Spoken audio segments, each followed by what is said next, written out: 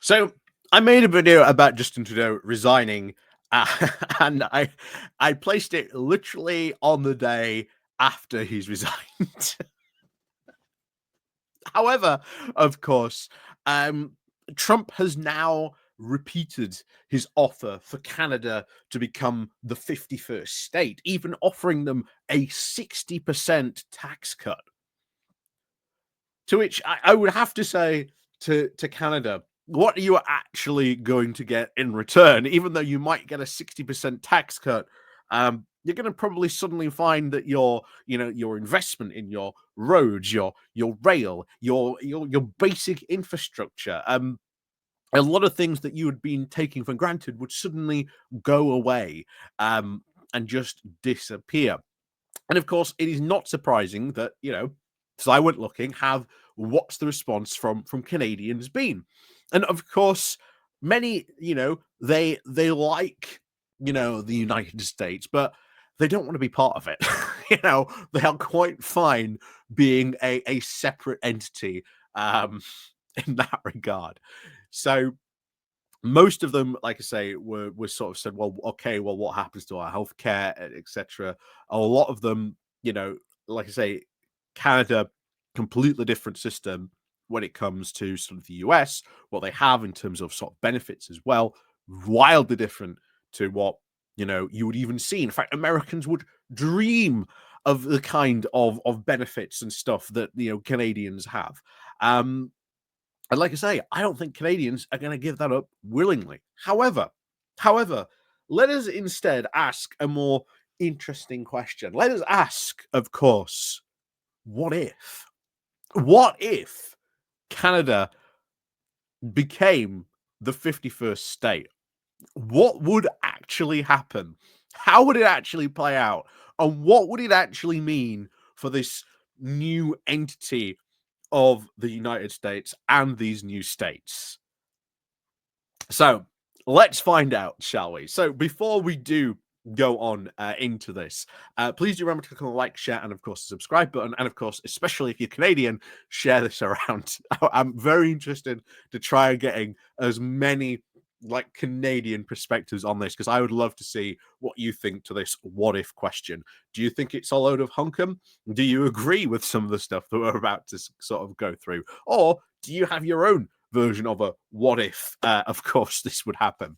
So before we do get back onto this, please do remember to click on the like, share, subscribe button. Down below, there's the Patreon page where, again, you can support me through that. There's the Buy Me Coffee link where you can, well, buy me coffee or, buy me a Tim Hortons.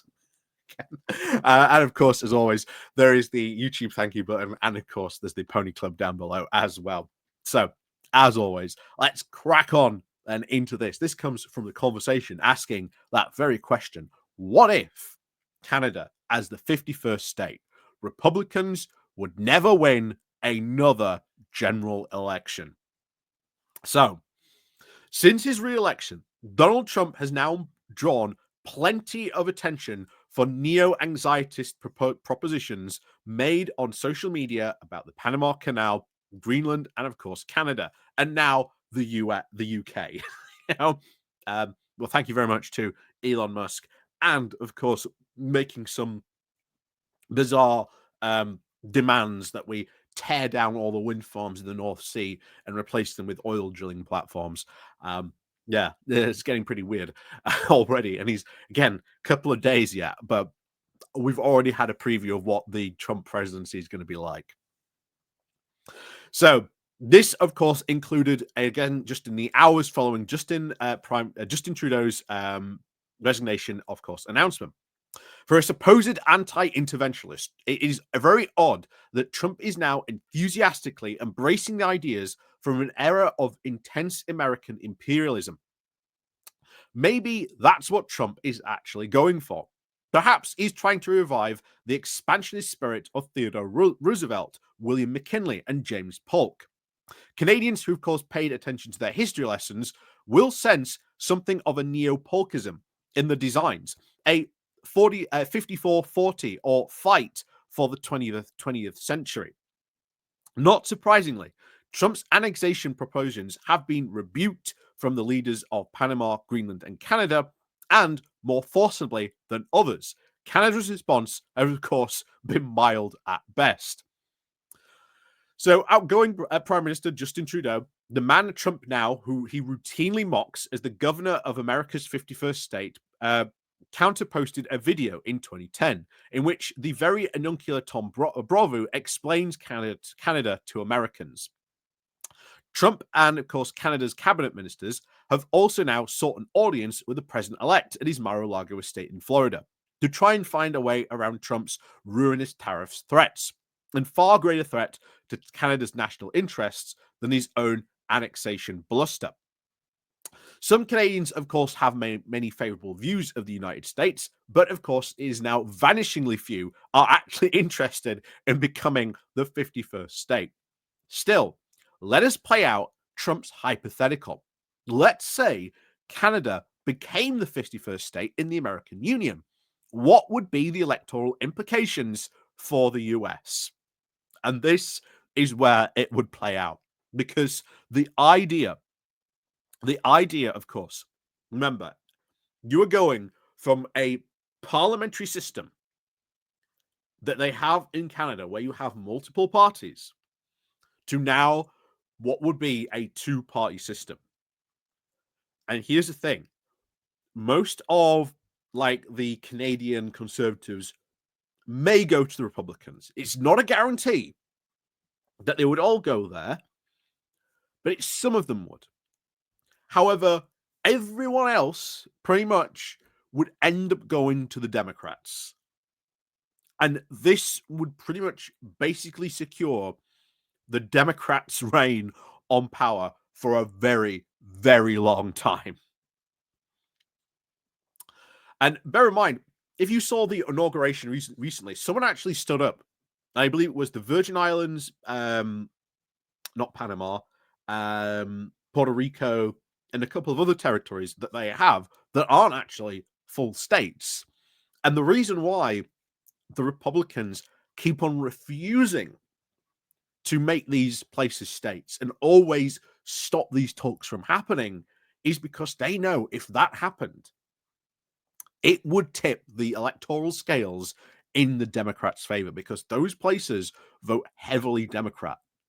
And they don't want those states to have the full rights. And so as such, America has colonies. Like, those places are colonies. America doesn't want to admit it or even own up to that fact, but those are colonies. And like I say, whatever happened to, taxation without representation, the very founding call for America. Yeah. So anyway, back to this. So Trump and, of course, his Republican Party would certainly, of course, not like the answer. The GOP might never win a national election ever again. Indeed, the state of Canada would profoundly alter the electoral map for American national politics almost entirely in the Democratic Party's favor. To see how, consider how a 51st state would actually be represented in the institutions of the American government. So let's begin in the House of Representatives, because that is where the integrating Canada would, of course, be trickiest. In the US, House seats are, of course, allocated on the basis of representation by population, on which the basis of the 2020 census means one House seat for every 7,061 people. So with a population of at least 41 million, Canada would be appointed at least 54 seats. It would become an even bigger state than California. Combine those 54 House seats with the 2 senators allocated to every state, and you could have an electoral powerhouse, the north of the 49th parallel. None of this would be good news for Republicans.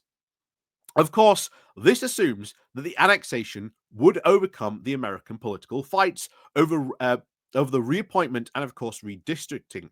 That, of course, Canada would accept the American, of course, constitutional and legal formula for all these allocating seats. And, of course, this would now whittle down the 383 House of Commons seats down to 54 and 105 senators down to 2. But no matter. Like I say, Politically, Canadians would never accept that. Like I say, you see it right there.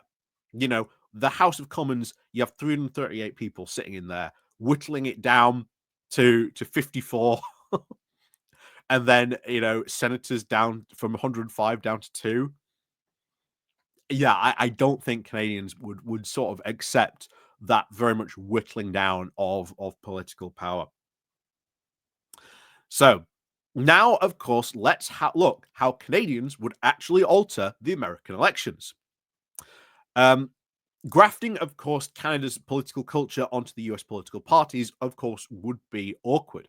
So let's make, of course, another assumption, which presume that the Conservative Party of Canada voters would vote Republican, and of course, left of conservative voters would, of course, vote for Democrats. Generally, this would include supporters of the Liberals, the New Democrats, the Greens, and the Bloc Quebecs. There would, of course, be a 51st state becoming the biggest now of Trump's problems. Since Canada's right-wing parties united in 2003, the Conservative Party of Canada has won an average of 35% of the popular vote. And Canada's left of centre Conservative parties, on the other hand, have now won an average of 63% of the vote in that very same time period. In the American terms, this would mean that about 2/3 of voters in the state of Canada would vote for Democrat and 1/3 for Republicans, or 63-18 in the Democrats' favor. Looking back over the past quarter century, that margin itself would have turned every Republican House majority into a Democrat one, except for 2010. Indeed, left of center conservative voters in the state of Canada would make it even far more difficult for the Republicans to win a House majority ever again. And this is why, as we were saying later, this is why they don't want those other territories that they've got to become states. So effectively, they are colonies of America. So in that state, 2/3 of the Canadians' left of conservative voters would, of course, very likely uh, second a pair of Democrats, send a pair of course, Democrats to the Senate. That is, of course, not enough to alter the balance of power, but the word of a single-digit margins of victory in the Senate. That is not trivial. After all, every senator counts, especially for things like Supreme Court and cabinet confirmations. So this would be it. So far, if you do accept Canada, pretty much the Republicans would never, ever, ever have a House majority ever again. And then in the Senate, this would split, or at least really whittle down the margins there. As it said, will bring it into single digits. And that would be very, very significant. That very, very significant indeed. So now would, of course, come the big question. How would the state of Canada alter the Electoral College? Each state has an Electoral College voters that are, of course, the sum of their House representatives and Senate. And we know, with some exceptions, that the winner of the popular vote in each state takes all of the state's Electoral College votes. So, where would the state of Canada's 54 Electoral College votes go? Given Canada's left of conservative leadings, the state of Canada's Electoral College votes would likely go to the Democrats' presidential candidate every time. That would have swung two Republican presidential victories in the Democrats' favor this century, being 2000 and 2004, and would have made Trump's victories in 2016 and 2024 even smaller. So small, in fact, that the American electoral math in the expanded US would now be fundamentally changed. So perhaps it's cost time for Trump to actually recognize that Canada is a different country with its own historical and political culture. Better yet, Trump could actually recognize the very harsh, curlish taunts to trivialize a very needless trade war and the risk that that would bring hundreds of billions of dollars and thousands of jobs on both sides of the border. Trump could, of course, recognize that countries that he antagonizes are, of course, part of a strategic network and allies that sustains America's power in the world. If that is not enough for Trump to act seriously, he could at least follow his electoral instincts. And yeah, like I say, it would fundamentally alter America's electoral map completely.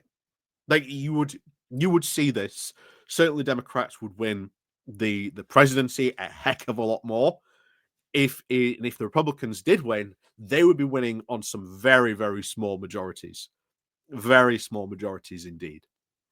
Not only that, the House at that point would be permanently Democrat, and the Senate would be having such close votes that pulling over like a couple of like centrist Republicans could like scupper Republican plans, Trump's plans, or even secure big Democratic victories in the Senate, like getting bills passed and things like that.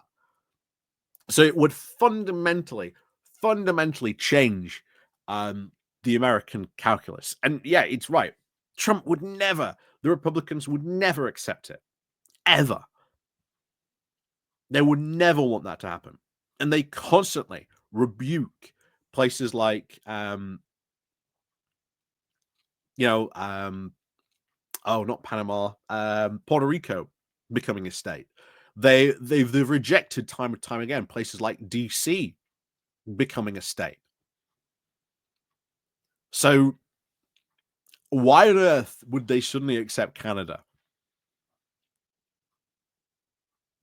Like I say, it would change the electoral calculus completely on that.